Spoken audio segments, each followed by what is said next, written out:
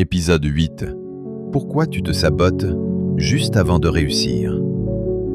L'auto-sabotage, le frein invisible. Tu as déjà vécu ça?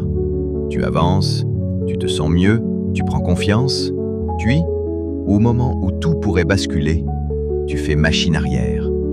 Une distraction, une procrastination, une excuse logique, et te voilà de retour à l'ancien schéma. Pourquoi te sabotes-tu juste avant de réussir? Et si ce sabotage n'était pas un défaut, mais une protection? Depuis le début de cette série, tu as compris que la loi de l'attraction ne répond pas à tes mots, mais à ton état dominant. Tu as vu le rôle des émotions, des croyances, de l'environnement et de l'attention.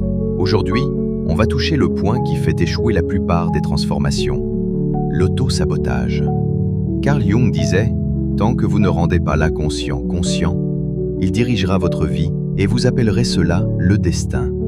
Alors question, qu'est-ce qui, en toi, dirige encore tes décisions sans que tu t'en rendes compte? Bob Proctor répétait: tu n'obtiens pas ce que tu veux, tu obtiens ce que tu es. Est-ce que ton identité actuelle supporte vraiment ton prochain niveau ou le considère comme dangereux? Napoléon Hill écrivait: la peur est le plus grand ennemi du succès. De quoi as-tu peur exactement? De l'échec? Ou de ce que le succès va exiger de toi? Eckhart Tolle rappelle: ce n'est pas la situation, mais ta réaction qui est ton pouvoir. Quelle réaction automatique revient toujours quand tu es sur le point de changer? Et James Clear résume une vérité brutale. Tu ne t'élèves pas au niveau de tes objectifs, tu descends au niveau de tes systèmes. Quel système te ramène à l'ancien? Tes habitudes, ton entourage, tes routines, tes pensées répétées? Dans cet épisode, on va mettre de la lumière sur les formes les plus courantes d'auto-sabotage: procrastination, perfectionnisme, autocritique, dispersion, peur d'être jugé, mais surtout, on va comprendre ce qu'elles protègent. Une image, une sécurité, une appartenance, une vieille identité. Question clé: qu'est-ce que tu crois perdre si tu changes vraiment? Et qu'est-ce que tu continues de perdre en restant comme avant? À la fin, tu sauras repérer ton sabotage en temps réel, comprendre son intention cachée et appliquer une méthode simple pour le désamorcer, sans te juger, sans te battre contre toi-même, afin de rester aligné avec ce que tu veux attirer. Si tu t'es déjà dit « je sais quoi faire, mais ce ne le fait pas », alors reste bien avec moi. On commence maintenant. Avant d'aller plus loin, prends une seconde. Si cette série t'aide à comprendre ce qui se joue vraiment en toi, émotions, croyances, habitudes invisibles, abonne-toi à la chaîne pour soutenir le créateur et être informé des prochains épisodes. Un like aide aussi énormément à faire découvrir ces contenus à d'autres personnes qui cherchent des réponses concrètes. Et maintenant, reste bien avec moi, parce que ce que tu vas découvrir peut changer la façon dont tu réagis au moment précis où tu te sabotes. Est-ce que tu as déjà remarqué que ton auto-sabotage arrive souvent juste avant une étape importante? Et si tu pouvais reconnaître ce mécanisme en direct pour ne plus te laisser emporter par lui? Dans la partie qui arrive, tu vas comprendre pourquoi l'auto-sabotage est une protection et comment commencer à le désamorcer sans te juger. Partie 1. L'auto-sabotage est une protection, pas un défaut. Quand tu te sabotes, tu as peut-être l'impression de te tirer une balle dans le pied. Mais si on regarde de plus près, l'auto-sabotage n'est pas une attaque contre toi. C'est souvent une protection mal calibrée. Carl Jung disait: ce à quoi tu résistes, persiste. Et si ton sabotage persistait, parce qu'il protège quelque chose en toi. Bob Proctor rappelait que le paradigme cherche à maintenir sa normalité. Quand tu t'approches d'un changement réel, une partie de toi perçoit un danger. Perdre une identité, sortir d'un rôle, risquer le regard des autres. Qu'est-ce que tu crois perdre si tu changes vraiment? Napoléon Hill écrivait: la peur est le plus grand ennemi du succès. Mais la peur n'est pas seulement la peur d'échouer, c'est aussi la peur de réussir et de devoir devenir quelqu'un de nouveau. As-tu déjà remarqué que certaines opportunités t'activent plus de tension que de joie? Eckhart Tolle rappelle que les réactions automatiques sont des schémas anciens. L'auto-sabotage est souvent une réaction réflexe face à l'inconnu. Quand tu sens la résistance monter, est-ce vraiment le projet qui te fait peur ou l'inconnu qu'il représente? James Clear résume: Tu ne t'élèves pas au niveau de tes objectifs, tu descends au niveau de tes systèmes. Ton système intérieur cherche la sécurité, et parfois, la sécurité ressemble à l'ancien inconfort familier. Qu'est-ce qui est confortable pour toi, même si ça te limite? Comprendre ça change tout. Au lieu de te juger quand tu procrastines, quand tu te disperses, quand tu t'autocritiques, tu peux commencer à écouter qu'est-ce que ce comportement essaie de protéger. Une image de toi, une relation, une appartenance, une peur d'être vu différemment. Dans la suite, on va identifier les formes concrètes de l'autosabotage que tu vis au quotidien et comment les reconnaître au moment où elles apparaissent avant qu'elles ne te ramènent à l'ancien schéma. Mise en pratique. Transformer l'autosabotage en signal de protection. Quand l'autosabotage apparaît, tu peux le vivre comme une preuve que tu n'y arrives pas, ou tu peux apprendre à le lire comme un signal de protection. Cette mise en pratique t'aide à passer de la lutte contre toi à l'écoute stratégique de ce qui se protège. 3 enseignements clés. 1. Le sabotage n'est pas ton ennemi. Il protège une sécurité intérieure. Il tente d'éviter une perte perçue. Image, contrôle, appartenance, repères familiers. 2. Plus le changement est proche, plus la protection se déclenche. La résistance est souvent proportionnelle à l'importance du pas à franchir. 3. Écouter la protection la désamorce plus vite que la combattre. La lutte renforce le réflexe, l'écoute le calme. Cas concret. Je procrastine juste avant une étape importante. Tu as une action claire à faire, tu sais qu'elle te ferait avancer, et pourtant, tu repousses. Étape 1. Nommer le signal. 10 secondes. Dis intérieurement, ceci est une protection, pas un échec. Étape 2. Identifier ce qui se protège. 30 secondes. Pose une question simple. Qu'est-ce que je crois risquer si je fais ce pas? Réponse possible. Être jugé, perdre une image, échouer publiquement, sortir d'un rôle familier. Ne cherche pas la vérité parfaite, cherche la peur crédible. Étape 3. Rassurer la partie protectrice. 20 secondes. Par une phrase courte et vraie. Je peux faire un petit pas sans me mettre en danger. Je reste en sécurité, même si j'essaie. Étape 4. Micro-action sécurisée. 30 secondes. Choisis l'action la plus petite possible qui va dans la bonne direction. Ouvrir le document, écrire une ligne, envoyer un brouillon, préparer 2 minutes. Le cerveau comprend, le changement n'est pas une menace. Bonne pratique au quotidien. Remplacer « je me sabote » par « une partie de moi se protège ». Observez quand la résistance apparaît, souvent juste avant d'étapes clés. Découpez chaque pas en version sécurisée. Validez chaque micro-progrès, preuve de sécurité. Quand tu transformes le sabotage en signal, tu cesses de te battre contre toi-même et tu commences à avancer avec ton système intérieur au lieu de le forcer. Les 5 formes les plus courantes d'auto-sabotage. L'auto-sabotage ne se présente pas toujours comme une grande peur. Souvent, il ressemble à quelque chose de raisonnable, logique, presque intelligent. Mais son effet est simple. Il te ramène à l'ancien schéma. Question. Sous quelle forme ton sabotage se déguise-t-il? 1. La procrastination stratégique. Tu repousses, tu attends le bon moment, tu te dis « demain je m'y mets vraiment ». Mais ce n'est pas du repos, c'est une fuite déguisée. Steven Pressfield parle de cette force qui te détourne au moment décisif et l'appelle « résistance ». La résistance est la force la plus toxique sur Terre. Qu'est-ce que tu évites exactement? La tâche ou ce qu'elle signifie? 2. Le perfectionnisme. Tu veux que ce soit parfait avant de commencer ou de montrer. Mais le perfectionnisme n'est pas de l'exigence, c'est souvent une protection contre le jugement. Brené Brown rappelle que la perfection est un bouclier, et si ton niveau d'exigence était surtout un moyen de ne pas être vu. 3. La dispersion. Tu fais beaucoup, mais pas l'essentiel. Tu te noies dans les détails, tu t'éparpilles, tu changes de direction. James Clear résume une vérité crue. Tu descends au niveau de tes systèmes. Ton système est-il construit pour te ramener au focus ou à l'évitement. 4. L'autocritique. La voix intérieure devient dure, exigeante, décourageante. Ce n'est pas assez, tu n'es pas prêt. Carl Jung dirait que ce qui n'est pas conscient finit par diriger tes choix. Cette voix te protège-t-elle d'une humiliation en t'empêchant d'essayer? 5. Le sabotage relationnel.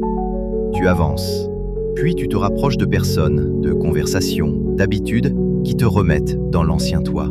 Comme si une partie de toi voulait rester fidèle à une identité connue. Bob Proctor rappelait que le paradigme cherche à maintenir sa normalité. Est-ce que tu changes ou est-ce que tu reviens vers ce qui te rend familier? Le point commun entre ces formes, elles évitent une sensation d'inconnu. Elles évitent un risque émotionnel. Elles protègent quelque chose. Dans la suite, on va révéler le bénéfice caché de l'autosabotage, ce qu'il te donne en restant comme avant et pourquoi ton système y tient autant. Mise en pratique. Désamorcer les formes d'autosabotage en temps réel. L'autosabotage n'est pas une idée abstraite. Il se manifeste dans des gestes quotidiens. Repousser, se disperser, se critiquer, attendre la perfection, revenir vers l'ancien. Cette mise en pratique te donne un protocole simple pour désamorcer ces formes au moment où elles apparaissent, sans lutte intérieure. 3 enseignements clés. 1. Le sabotage est contextuel. Il apparaît à l'approche d'un vrai pas. Plus l'action te rapproche de ton changement, plus la résistance augmente. 2. Le sabotage se désamorce par l'interruption consciente, pas par la force. Se forcer renforce la protection, interrompre la boucle, la calme. 3. Une micro-action sécurisée bat une grande décision abstraite. Le cerveau a besoin de preuves de sécurité, pas de promesses. Cas concret. Je m'éparpille au lieu de faire l'essentiel. Tu ouvres ton ordinateur. Tu sais quelle est la tâche clé. Et soudain, tu fais autre chose. Mail, rangement, détail. Étape 1. Nommer la forme. 10 secondes. Je suis en dispersion. C'est une protection. Étape 2. Identifier le bénéfice caché. 20 secondes. Pose la question. Qu'est-ce que j'évite de ressentir si je fais l'essentiel? Réponse possible. Peur d'échouer. Peur d'être jugé, peur de voir un vrai résultat. Étape 3. Rendre l'action sûre, 30 secondes. Réduis la tâche à une version non menaçante. Ouvrir le document, écrire le titre, travailler 2 minutes. Dis intérieurement, je n'ai pas besoin de réussir maintenant. Juste de commencer en sécurité. Étape 4. Créer une preuve de non-danger, 20 secondes. Après 2 minutes, fais une pause courte et constate. Je suis toujours en sécurité. Le système apprend que l'action n'est pas une menace. Bonne pratique au quotidien. Repérer les moments où la dispersion apparaît. Réduire chaque action menaçante à une version sécurisée. Valider chaque micro-pas. Preuve de sécurité. Remplacer « je n'y arrive pas » par « je rends ça sûr ». À force de désamorcer ces formes en temps réel, ton système apprend que l'évolution ne met pas en danger ton identité. Et le sabotage perd peu à peu sa fonction. Partie 3. Le bénéfice caché de rester comme avant. On parle souvent de l'autosabotage comme d'un problème à éliminer. Mais si on regarde honnêtement, l'autosabotage donne quelque chose. S'il se répète, c'est qu'il apporte un bénéfice caché. Question directe. Qu'est-ce que tu gagnes à ne pas changer? Carl Jung disait « Ce qui n'est pas rendu conscient se manifeste dans nos vies comme destin. Si le sabotage persiste, c'est qu'une partie de toi y trouve une utilité. » Bob Proctor expliquait que le paradigme protège une zone de normalité. Rester comme avant, même dans l'inconfort, offre une sécurité. Tu sais qui tu es, comment on te voit, ce que tu peux attendre. Qu'est-ce que tu risques de perdre en changeant vraiment? Une identité? Une appartenance? Une image? Napoleon Hill rappelait que la peur se déguise souvent en logique. Ce n'est pas le bon moment. Je dois encore me préparer. Et si cette logique était surtout un moyen de rester dans le connu? Brené Brown parle de la honte comme d'une peur d'être vu tel que l'on est. Changer, c'est s'exposer. Rester, c'est se protéger du regard. Est-ce que ton sabotage te protège d'une vulnérabilité que tu redoutes? James Clear résume l'essentiel. Tu ne t'élèves pas au niveau de tes objectifs, tu descends au niveau de tes systèmes. Ton système intérieur est organisé pour te ramener vers ce qui est familier. Le familier peut être inconfortable, mais il est prévisible. Préfères-tu l'inconfort connu à l'inconnu porteur de croissance? Voici une vérité difficile mais libératrice. Tu ne choisis pas consciemment de rester bloqué. Une partie de toi choisit la sécurité émotionnelle immédiate plutôt que l'expansion incertaine. Comprendre le bénéfice caché te donne un pouvoir immense. Tu peux proposer à ton système une autre forme de sécurité qui ne passe pas par le retour à l'ancien. Dans la suite, on va voir comment désamorcer l'autosabotage en 60 secondes en rassurant ceux qui se protègent sans te juger, sans te battre contre toi-même. Mise en pratique. Remplacer le bénéfice caché par une sécurité consciente. Si l'autosabotage persiste, c'est qu'il apporte un bénéfice caché. Sécurité, protection de l'image, évitement du jugement, maintien de l'appartenance.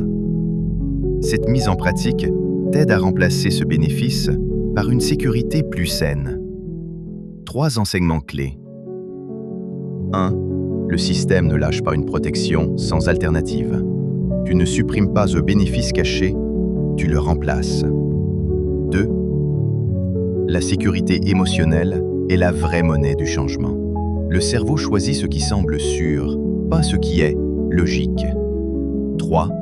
Une nouvelle sécurité doit être vécue, pas seulement comprise. La compréhension sans expérience ne reprogramme pas. Cas concret. Je reste petit pour éviter le regard. Tu avances, puis tu minimises. Tu réduis ton ambition. Tu évites de te montrer. Étape 1. Nommer le bénéfice. 20 secondes.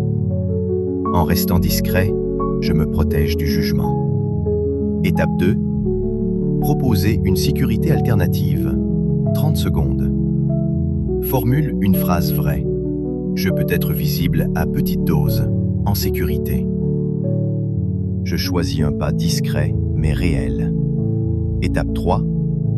Créer une micro-expérience sûre. 40 secondes.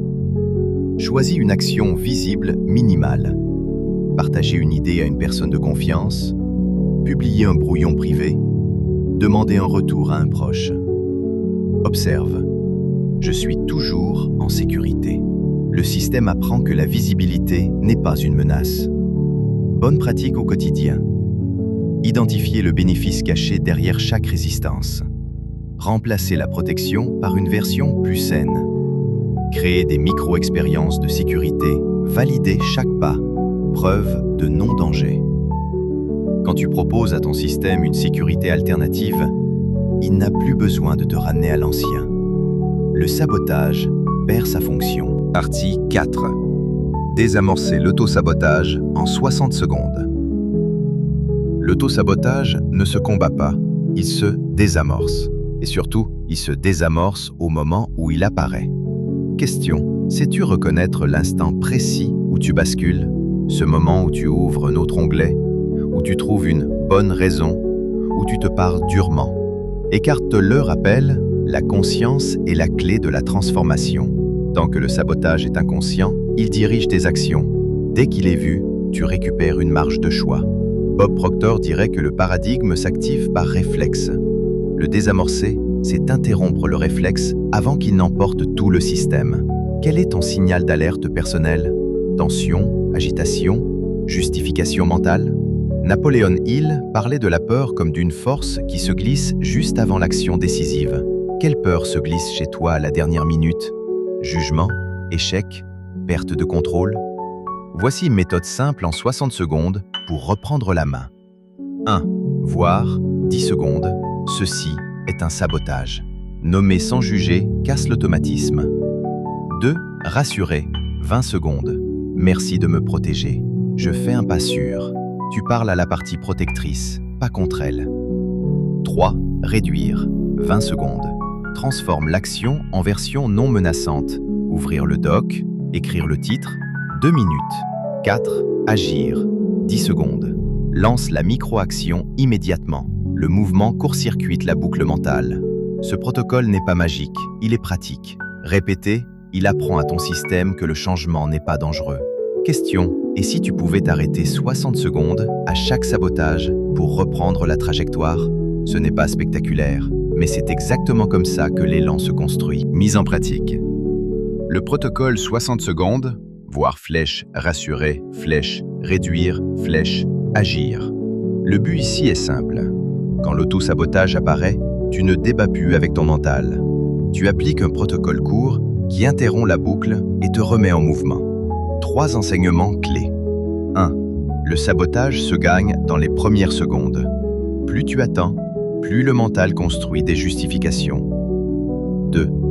La partie qui sabote cherche la sécurité, pas la destruction. La rassurer calme le système plus vite que se forcer. 3. Une action réduite à 2 minutes désactive la peur. Le cerveau accepte plus facilement un pas sans danger. Le protocole 60 secondes. 1. Voire 10 secondes. Dis intérieurement « Je suis en auto-sabotage ». Sans jugement, juste un constat. 2. Rassurer 20 secondes. Pose une main sur la poitrine, si possible, et dis « Merci de me protéger. Je fais un pas sûr ». Respire lentement une fois. 3. Réduire 20 secondes. Transforme l'action en version non menaçante. Ouvrir le document. Écrire le titre. Lister 3 idées. Travailler 2 minutes. Choisis la version la plus petite possible. 4. Agir 10 secondes. Lance immédiatement la micro-action. Le mouvement casse la boucle. Cas concret. Je dois faire une action importante, mais je scrolle / je fuis. Tu t'apprêtes à commencer et tu pars sur ton téléphone. Applique le protocole. Je suis en sabotage. Merci de me protéger. Je fais un pas sûr. Je fais seulement 2 minutes. Tu ouvres le doc, tu écris une phrase. Puis tu te dis « Je suis toujours en sécurité ». C'est cette preuve qui reprogramme ton système. Bonne pratique au quotidien. Préparer à l'avance ta micro-action de 2 minutes pour ne pas réfléchir. Repérer ton signal d'alerte, tension, agitation, justification. Répéter le protocole dès que tu remarques la fuite. Valoriser le mouvement, pas la perfection. Répéter, ce protocole crée un nouveau réflexe.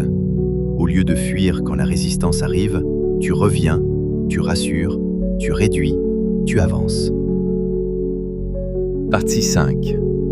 La routine anti-sabotage. Installer un nouveau réflexe. Le vrai objectif n'est pas de ne plus jamais te saboter.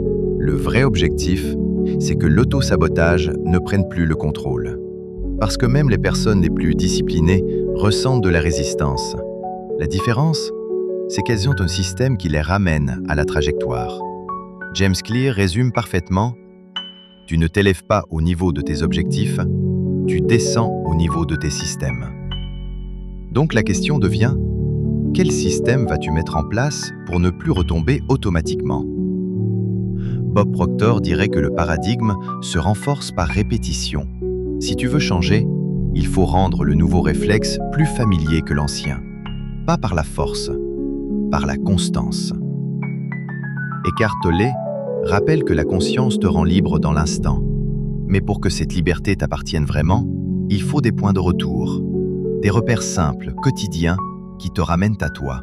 Et Napoléon Hill insistait sur la persistance. La plupart abandonnent juste avant que la nouvelle identité s'installe. Et si ton sabotage apparaissait justement comme un test de seuil, un passage où l'ancien toi résiste à disparaître. Voici la routine anti-sabotage. Elle est courte parce qu'elle doit être tenable. 1. Le matin, orienter ton identité. Avant de commencer ta journée, pose cette phrase. Aujourd'hui, je suis la personne qui fait un pas, même petit. Pas de perfection, juste un pas.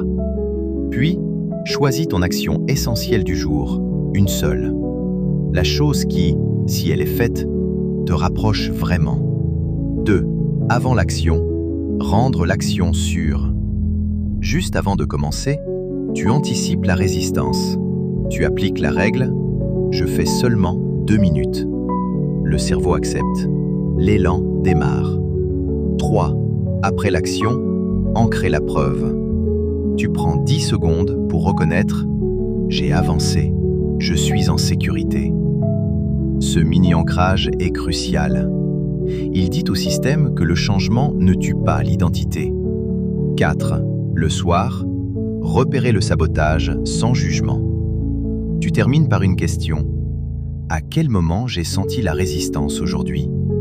Puis, qu'est-ce que ça protégeait?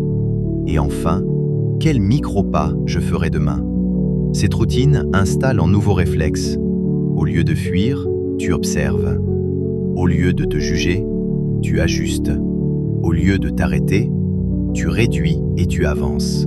Et c'est comme ça que l'auto-sabotage cesse d'être une prison et devient un signal qui te guide vers ta transformation. Mise en pratique. Installer durablement le nouveau réflexe anti-sabotage. Le changement ne devient stable que lorsqu'il devient automatique. Cette mise en pratique t'aide à transformer l'anti-sabotage en réflexe intérieur, même les jours où la motivation est basse. 3 enseignements clés. 1. Le nouveau réflexe doit être plus simple que l'ancien. Si c'est compliqué, le cerveau revient à l'automatisme. 2. La preuve de sécurité est plus puissante que la volonté. Le système change quand il vit que ça ne fait pas danger. 3. La constance quotidienne bat l'intensité occasionnelle. Un petit rituel tenu vaut mieux qu'un grand rituel abandonné. Routine quotidienne, 2 minutes.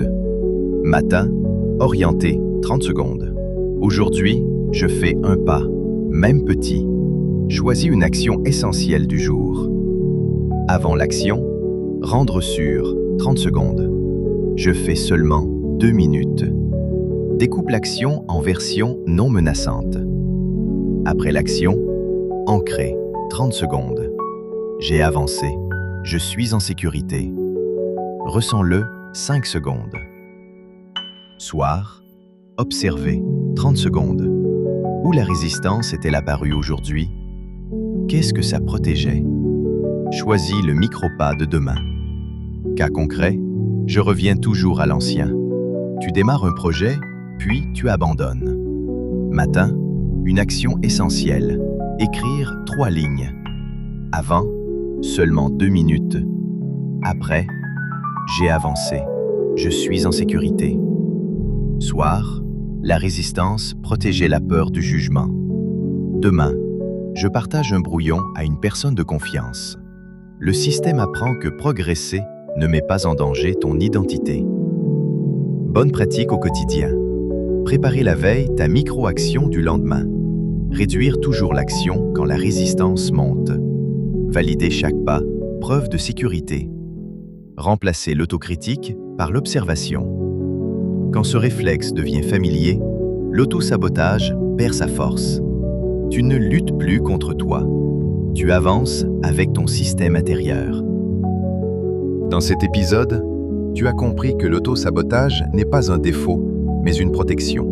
Il apparaît quand le changement devient réel pour préserver une sécurité intérieure. En le reconnaissant, en rassurant ceux qui se protègent et en réduisant l'action à un pas sûr, tu reprends la trajectoire sans te battre contre toi-même. Le vrai changement devient durable quand tu rends l'évolution émotionnellement sûre, jour après jour. Ajoute cette vidéo à ta playlist et réécoute-la le matin et le soir pour ancrer ces réflexes.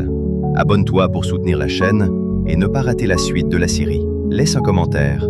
Où sens-tu le plus l'auto-sabotage en ce moment?